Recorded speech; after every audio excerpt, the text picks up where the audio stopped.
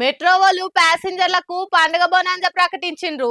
15 August gift కింద metro ప్రయాణికులకు తీపి వార్త చెప్పింది.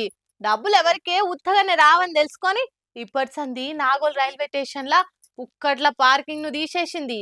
బండి పార్కింగ్లు పెట్టాలంటే రొక్కం సమర్పించుకోవాల్సిందే అని రూల్ పట్టుకొచ్చింది కొత్తగా.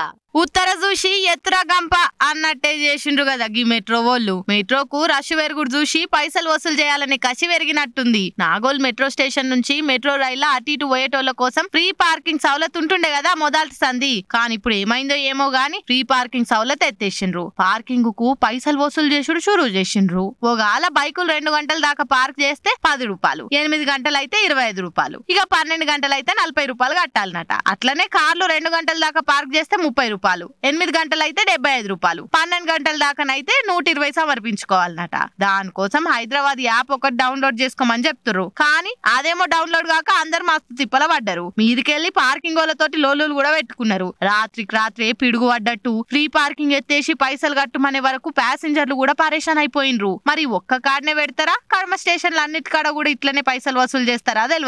ఒక్క తాన పెట్టిరంటే అంతటా కూడా గట్లనే వసూలు చేస్తుండొచ్చనే అంటుర్రు. మరి చూడాలిగా ఉన్నట్టుండి గిట్లెందుకు చేస్తుర్రు. ఏం చేసినా పబ్లిక్ తిప్పలు పడక తప్పేటట్టు లేదుగా. ఏమంటారు?